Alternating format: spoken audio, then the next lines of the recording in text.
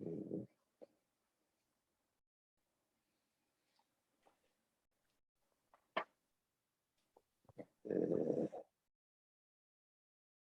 Há uma passagem na proposição de 9 de outubro que nós constantemente repetimos, e isso está em todos os textos sobre formação do psicanalista, que diz o seguinte: há um real em jogo na própria formação do psicanalista. Sustentamos que as sociedades existentes se fundam sobre esse real. Esse real provoca seu próprio desconhecimento, quando não produz sua negação sistemática. Ele vai dizer: Freud assumiu o risco de uma certa suspensão e, talvez mais, viu nela o único abrigo possível para evitar a extinção da experiência, ou seja, da psicanálise propriamente dita. Que isso era conversado Freud com seus discípulos, fundamentalmente a partir daquelas reuniões de quartas-feiras, e ele chega, quando surge a ideia de se criar um instituto de ensino e que era a base de fundação de uma futura associação internacional, que ele vai dizer: gostei da ideia, vocês trabalham nisso e eu vou continuar criando, vou continuar escrevendo, vou continuar o meu percurso. Bom, mas nesses movimentos, nesses mecanismos de se instituir grupos analíticos para, com a finalidade de formar futuros psicanalistas, se introduziram normas, regras, a partir de dogmas, e que depois, só depois, quando Lacan vem trabalhar a sua teoria, ele vai, como uma consequência, inclusive, da clínica, trabalhar a questão da inconsistência do outro, o grande outro barrado, que vai se contrapor a esse movimento inicial que se deu em torno, no entorno de Freud, do desejo fundador de Freud. A psicanálise é uma invenção de Freud.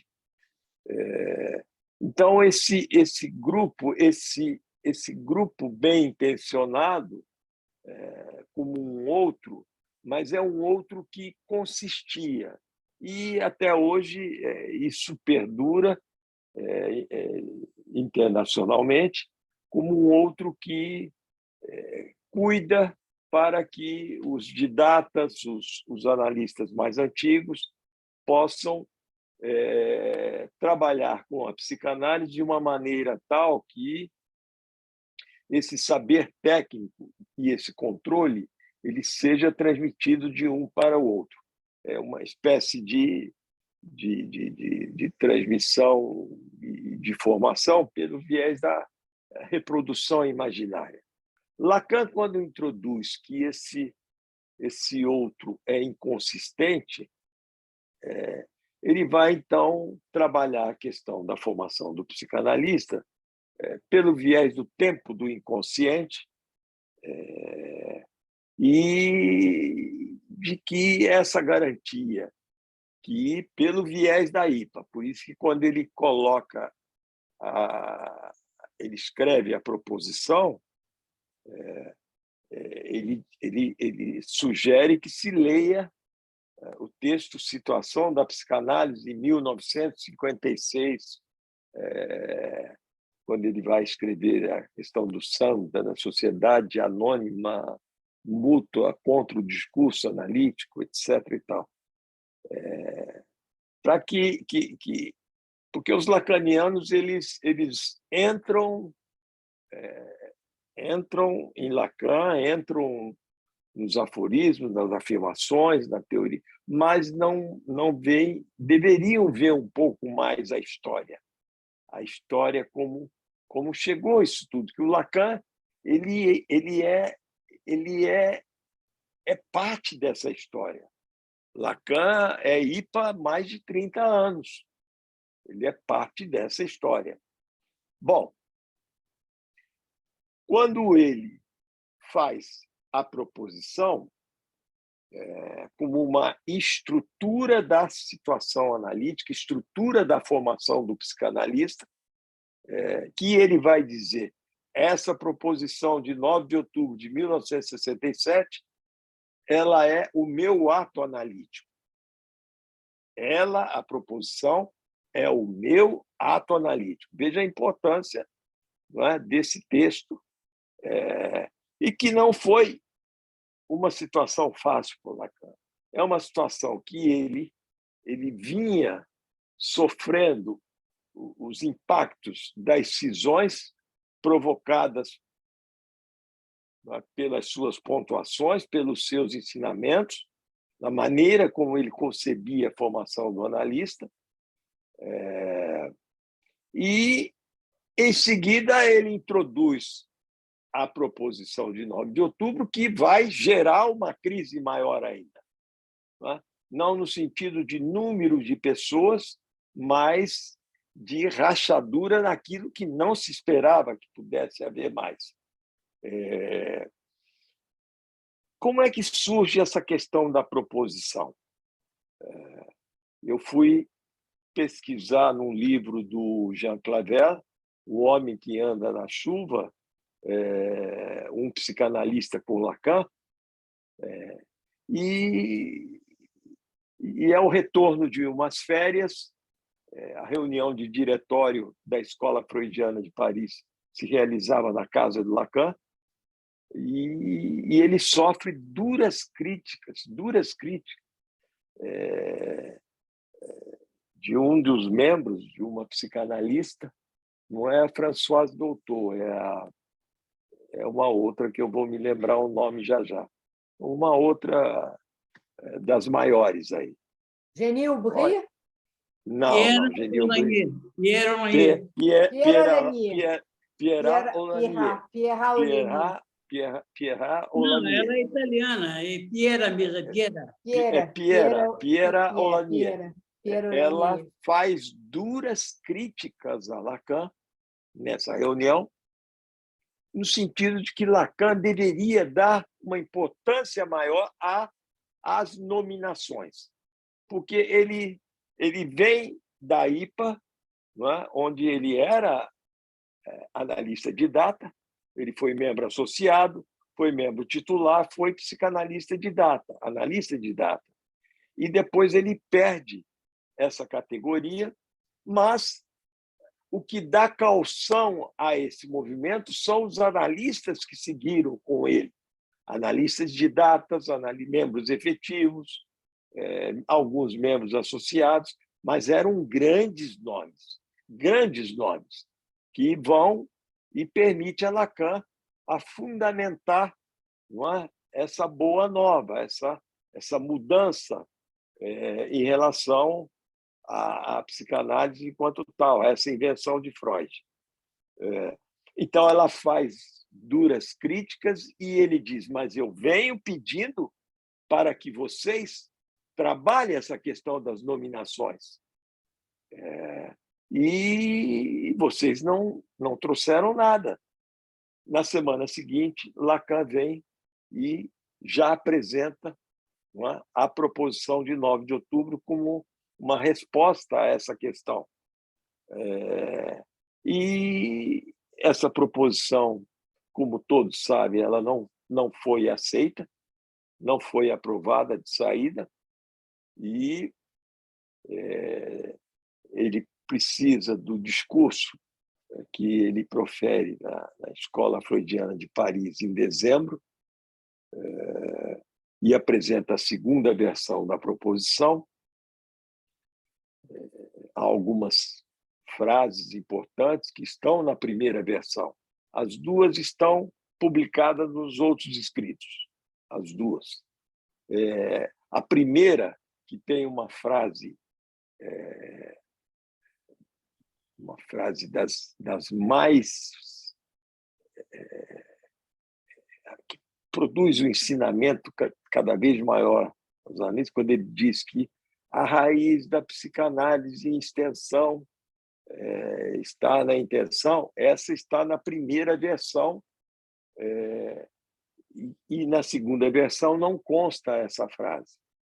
Então, depois, em dezembro, ele faz esse discurso, apresenta a proposição e, com pouquíssimos votos, ela foi aprovada. Foi aprovada e gerou uma crise enorme, onde gera uma cisão. Veja bem, ele apresenta a proposição do passe em outubro de 1967, mas o dispositivo, o procedimento do passe de verificação, não é, sobre um percurso de análise, alguém que tenha afirmado que terminou sua análise, foi colocado em andamento em 1971. 4 anos. 4 anos que Lacan escreve muitos textos, publica textos belíssimos e consegue, no meio de uma rachadura, saíram analistas brilhantes e quis formar o 4º grupo, não é? François Perrier, Pierrat, Valabregat e alguns outros, e alguns tantos. Fundaram um 4º grupo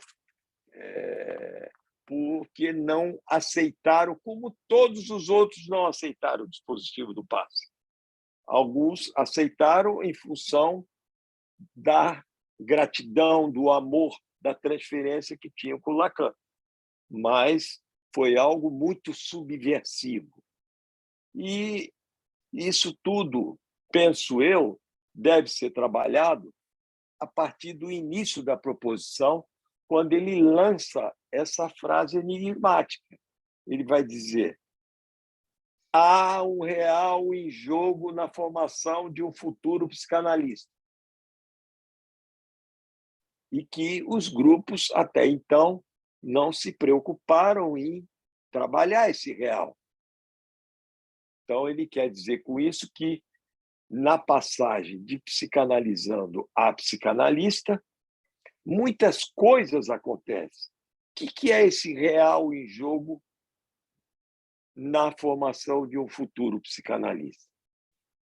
E é isso que eu queria convocar a todos hoje, a podermos pensar sobre essa frase, essa afirmação, não é? Que vai dar a ver um desdobramento para, não é, a fundação dos dispositivos do passe, do trabalho do passe, as questões dos cartéis, e por aí vai. O que seria esse real? Há um real em jogo, não é? E que os grupos analíticos deveriam se debruçar, deveriam se preocupar, não é? Sobre esse real. O que é esse real? O que é essa passagem que alguns chamam do ato analítico, quando passa de psicanalizando a psicanalista? Logicamente que em 67 e 68 ele vai proferir o seminário O Ato Analítico. Não é? É muito próximo, é muito próximo, quase no mesmo ano. O seminário O Ato Analítico é 68. E ali ele vai trabalhar questões importantíssimas desses reviramentos no sentido da passagem de psicanalizando a psicanalista, mas que não é algo muito simples, é algo complexo demais, quando ele vai trabalhar a questão do ser e do pensar, não é? O ser e o pensamento, e colocar uma disjunção no que diz respeito a isso, e com o trabalho de transferência ele vai mostrar a questão da falta a ser e por aí avança no que diz respeito a essas reviravoltas que depois ele vai traduzir em alguns momentos mais avançados como destituição subjetiva, toda vez que o sujeito é representado como um objeto. Temos as destituições subjetivas, que isso está colocado como algo que deveria, que seria da ordem do necessário num processo de análise. Uma destituição subjetiva como alguma coisa necessária num processo de análise. Mas o acontecimento, e tem que tomar a palavra acontecimento como um acontecimento, é algo contingencial. Algumas análises isso se dá, outras não. Não é? E não existe uma fórmula para isso. Então, esse há um real em jogo e os grupos analíticos deveriam se debruçar sobre esse real, criar as condições para que esse real possa comparecer, e eu volto a insistir, isso não se dá de uma vez por todas, e isso não se dá tão somente no dispositivo do passe, isso se dá fundamentalmente no trabalho de cartéis, nas supervisões, no processo de análise, isso se ensaia, isso comparece de alguma maneira, de alguma forma, e isso pode ser relacionado com a afirmação fundadora que ele vai colocar no que diz respeito à psicanálise e intenção, que o psicanalista só se autoriza por si mesmo. Né? Ele vai dizer que o psicanalista, no momento do seu ato, não é? Ele vai dizer o psicanalista ao psicanalista, não é? Depois a autorização. Autorização no ensinamento do Lacan é da ordem do só depois. Não é? É um outro barrado. Para a IPA, não. A garantia é antecipada. Para Lacan é só depois. Entendem? Isso fica claro assim. Então, o psicanalista só se autoriza por si mesmo é porque há o analista, porque houve o analista, há a garantia, há a autorização. Esse, por si mesmo, Lacan não dá medida alguma.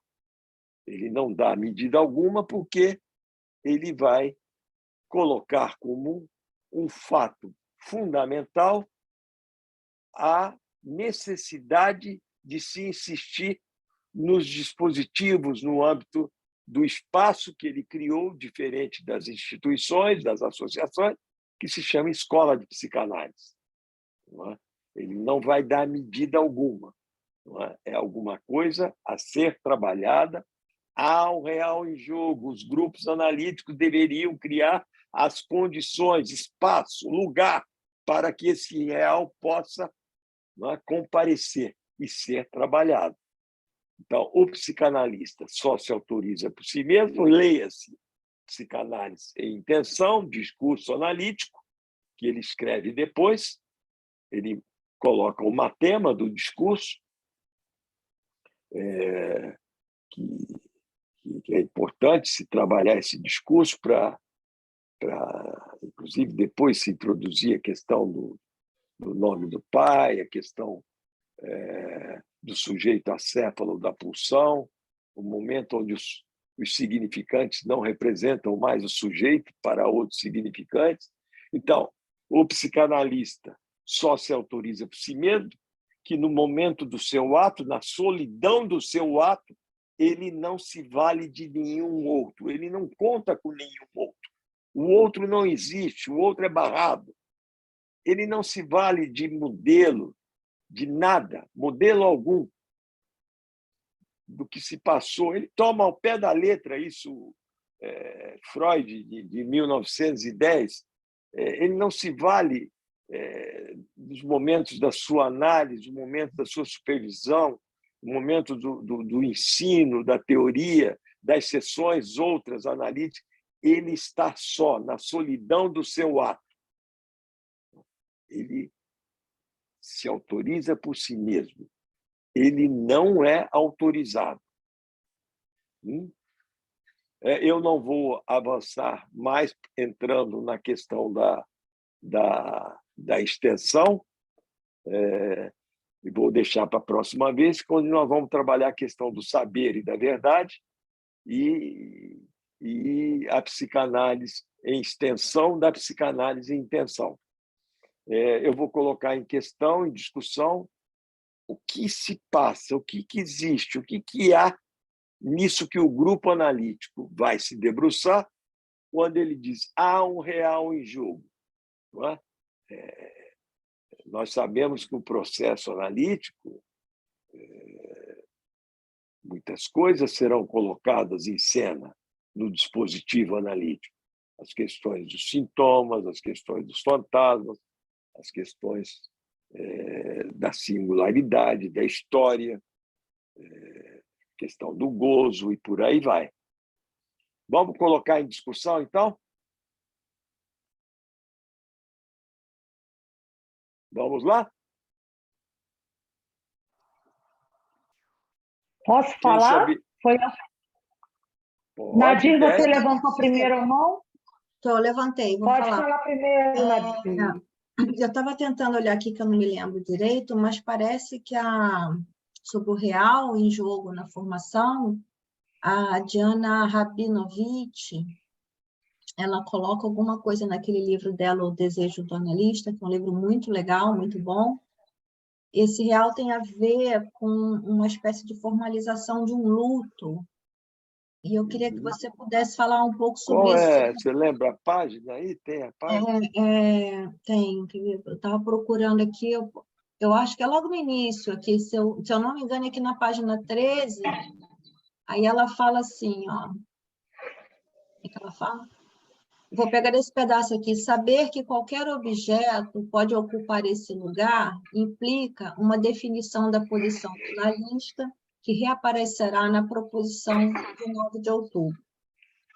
Pois Lacan diz, culmina numa peculiar definição na medida em que o desejo do psicanalista é formalizado como luto. Como um luto. Quer dizer, em termos da operação de privação. Aí ela coloca uma nota e ela fala que Lacan, em seus escritos, assim como em seus seminários, relacionou de maneira inovadora essa forma da falta de objeto que denominou privação com luto. Essa relação se funda na definição da privação como buraco, falta no real, que é precisamente o que se produz o luto, um buraco no real. Então, eu entendi que isso tem a ver com esse real em jogo na formação e tem a ver com esse luto, que eu acho que seria alguma coisa que tem a ver com um objeto que estaria relacionado ao bem supremo, alguma coisa que poderia completar, ou seria que não teria esse objeto que não seria contingencial. Eu acho que é fazer um luto de um objeto que na verdade não existe. Alguma coisa assim que eu entendi. Eu queria que você pudesse falar sobre isso. Veja bem, Lacan trabalha no Seminário 4, né, que vai lançar essas questões da castração, privação, e depois, no Seminário 8, ele vai falar do luto do analista. E ela trabalha muito isso, a questão do luto do analista, e que Lacan lança ali, justamente próximo onde ele vai trabalhar a fórmula do fantasma da histérica e a fórmula do fantasma do obsessivo. Que em Ofélia ele trabalhou a questão de que a histérica antecipa cedo demais, o obsessivo tarde demais. E tudo tem a ver com a questão do luto. O que ela vai trabalhar aí, e é o lugar que trabalha ela e o Aluche no Erótica do Luto, e ela de forma até mais didática, como é que se dá esse processo do luto, que é um processo da análise. A análise é um processo de lutos, não é? O sujeito vai a uma análise para aprender a perder. Não é? É o único lugar que o sujeito entra e sai com nada, né? Ele sai com questionamentos, né? Você entra numa loja, compra um vestido, você sai com uma mercadoria. Você vai no psicanalista, você paga e sai com nada. Por quê? Porque você, ao falar, você perde gozo, né? O sintoma ele vai perdendo essa pregnância de gozo. E isso tem a ver com a relação do sujeito com as fixações, com o objeto. Não é? Quer dizer, o sujeito, no início de um processo analítico, ele está, quando representado de um significante para outro significante, engendrando sempre uma perda do objeto, há uma pregnância de um objeto. O luto introduz o sujeito a dar um passo onde todos os objetos são equivalentes, todos os objetos têm o mesmo valor.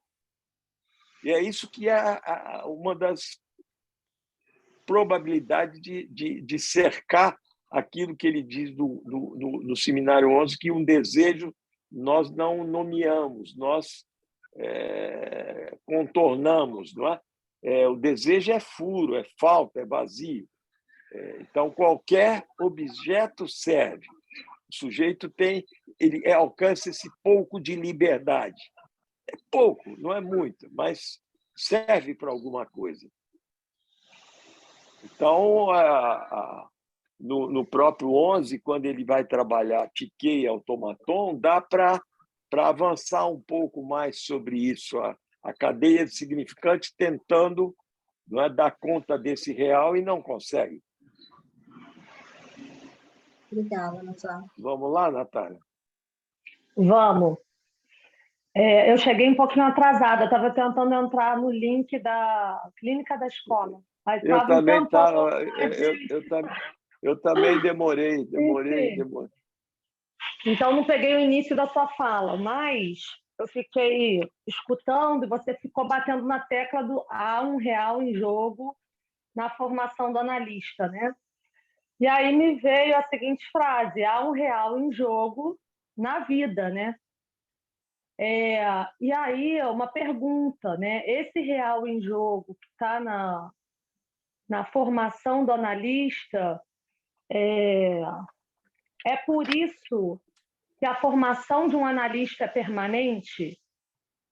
Por isso que a gente faz uma formação continuada, né? Porque há um real em jogo na formação.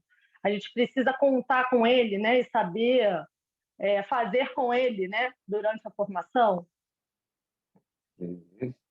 Sim, se torna uma formação permanente, não é? Qual seria Sim. o real na vida, né? Vai dizer, o real do corpo. Existe a trilogia, existe o RSI, mas uma vez eu li, se não me engano, um texto do Alain Didier-Weill, uma das possíveis conceitualizações sobre o desejo do psicanalista. Não é? Quer dizer, quando se trabalha o desejo do psicanalista, você está, não é, desvendando, não é, levando a essa questão do real, contornando, simbolizando, essas coisas todas.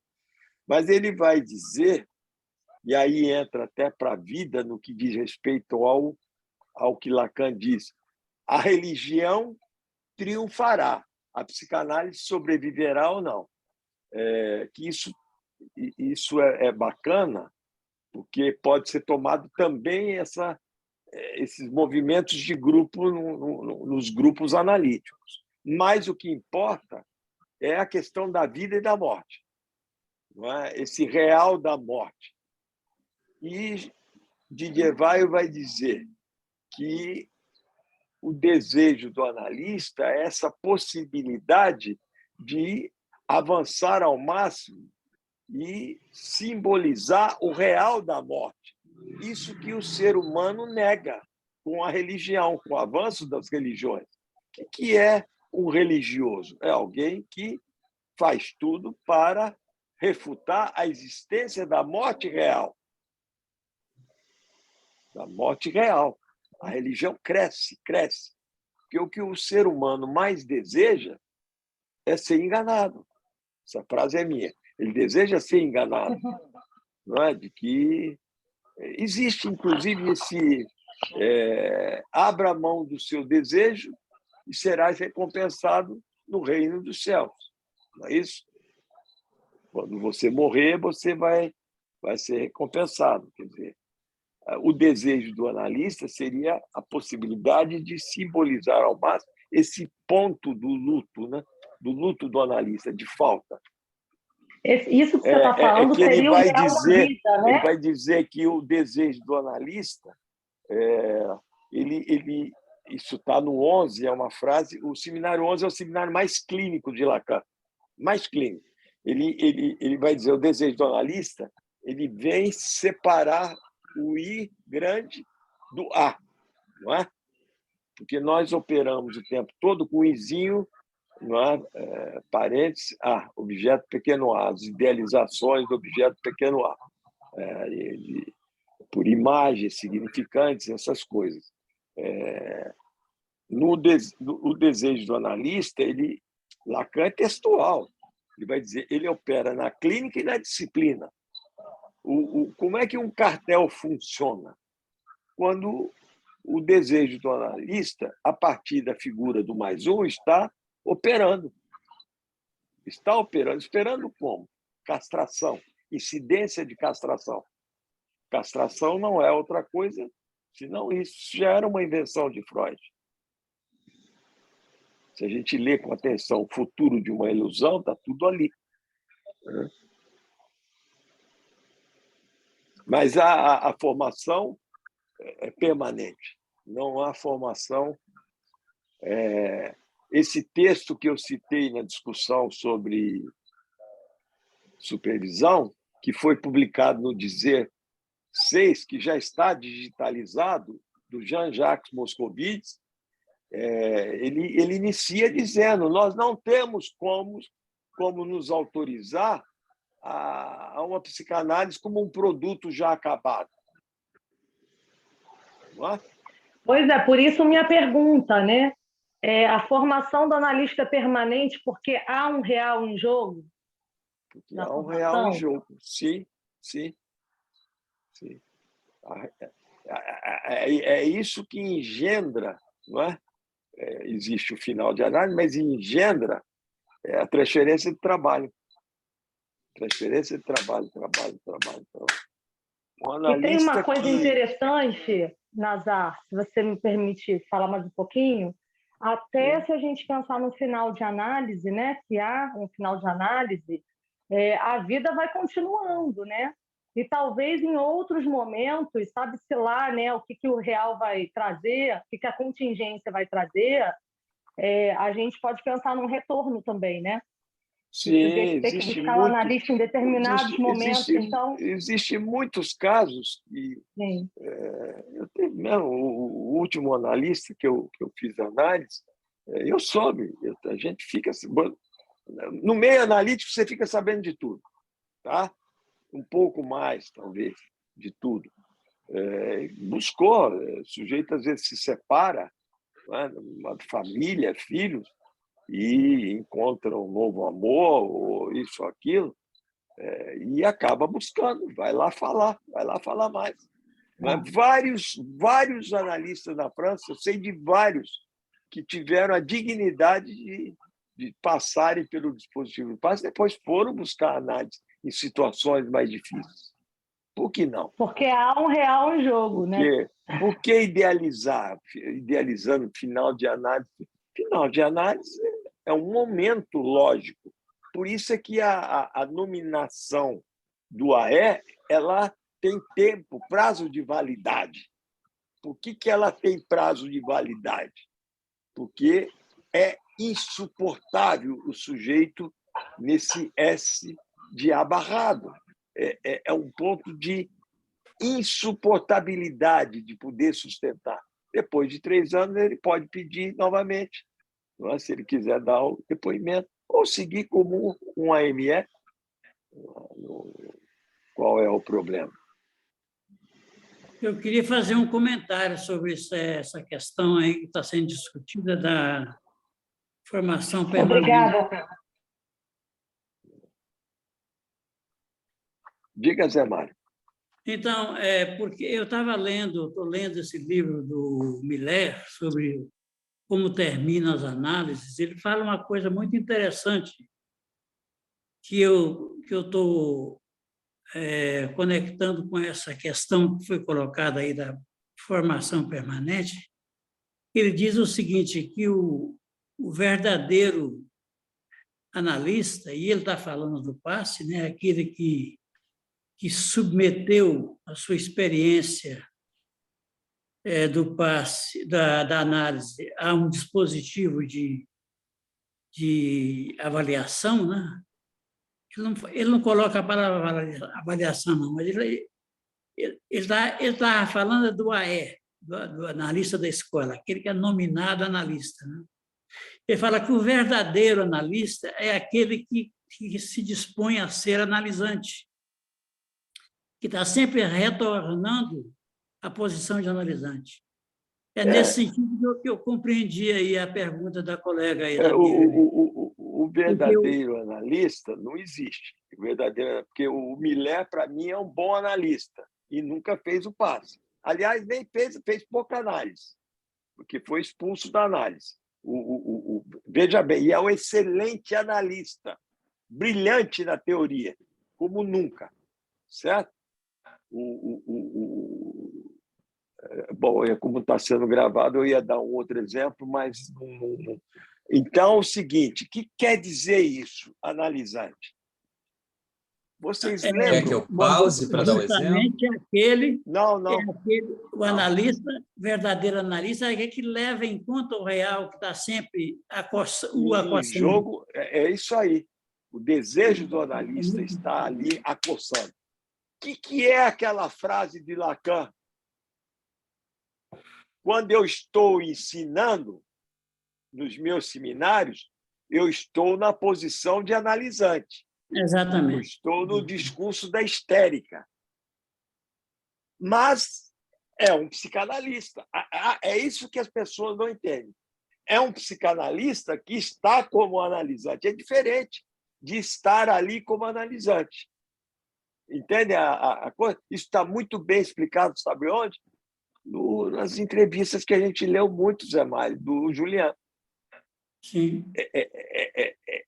Um analista poder ocupar a posição do discurso da histérica quando ele está na extensão. Quando ele está na extensão. Porque quando ele está na intenção, não. É psicanalista. Não é? Sim. Mas é porque a colega falou sobre a questão da vida, né? A Natália. Natália falou a questão da vida, e eu concordo com ela, que a vida é maior do que a análise. O real prevalece, independentemente de se terminar uma análise ou não, né? Nesse sentido, eu vejo a psicanálise como interminável. Ela está sempre, nós estamos sempre sendo acossados pelo real que nos habita. E, fundamentalmente, aqueles que se engajam nessa aventura lacaniana, esses estão fodidos. Mas estão fodidos. A gente tinha que falar isso sempre para os jovens. Evitem isso, porque é terrível. Vocês já viram algum lacaniano, eu estou falando lacaniano, tirar férias, por exemplo? Está sempre trabalhando, sempre trabalhando. Façam a experiência. Eu já pedi várias vezes para várias pessoas mais jovens fazer essa experiência. Dê um pulo até, e hoje pode frequentar, assistir as atividades da Associação Internacional. Estão sempre de férias, sempre. É uma eterna. Aquilo que Lacan chamou de menopausa. O sujeito, quando entra... Por quê? Porque o ensino de Lacan, ele falava a partir do inconsciente dele e dos analisandos dele. Então, é sempre um furo. Quanto mais você lê Lacan, menos você aprende. Mais você abre para novas questões. Cada vez mais. Termine um texto de Lacan. Abre para mais questões. Você é convocado a simbolizar o tempo todo. Agora, a formação Posso não falar? existe. Pode. Desculpe. Não, é só que, considerando que essas dimensões de real, simbólico e imaginário estão aí desde sempre e vão estar, né, até o último minuto, né, e também essa questão que a gente não é, que a gente está sendo, enfim. De qualquer forma, eu acho que a pergunta ou a colocação que você colocou, a questão prevalece, porque se isso é um consenso, o que Lacan está falando? Que real que está em jogo aí, então, nessa passagem, né? Uhum. Eu acho que ele não teria enfatizado isso de alguma forma se fosse simplesmente pensando nessas dimensões, que claro que a gente concorda, né, com o que foi dito, que todo mundo disse, mas especificamente neste texto que você colocou, né, eu fico imaginando que, quer dizer, na verdade, imaginando que deve ter alguma coisa que eu não sei o que é. Essa agonia, né, da questão. Porque esse real é aquilo que vai ser, que é esse si mesmo, que vai ser levado, segundo o Chapéu, usa uma metáfora boa, para o laboratório, para o dispositivo, para ser trabalhado.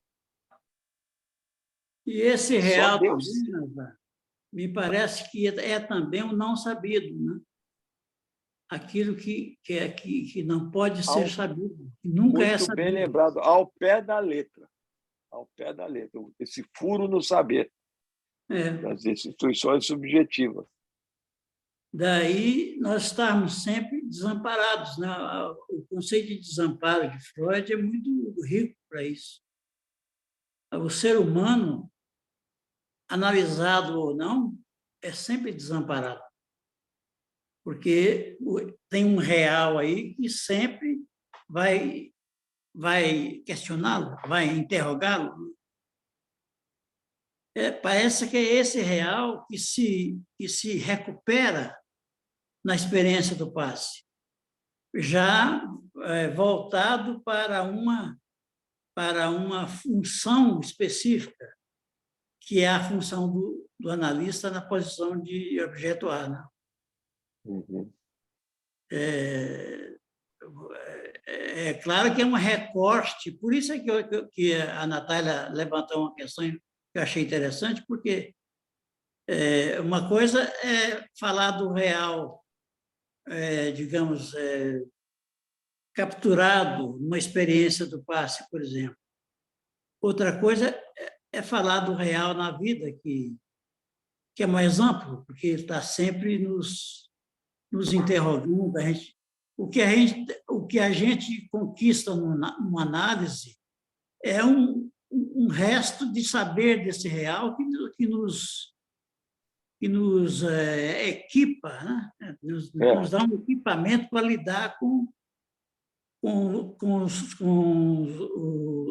as contradições do sintoma. Né? Ali no final do livro citado pela Nadir, Desejo do Psicanalista, da Diana, o último capítulo, ela vai falar a lógica da escola, vai trabalhar as fórmulas quânticas, vai trabalhar a questão da lógica do não todo, é muito rico.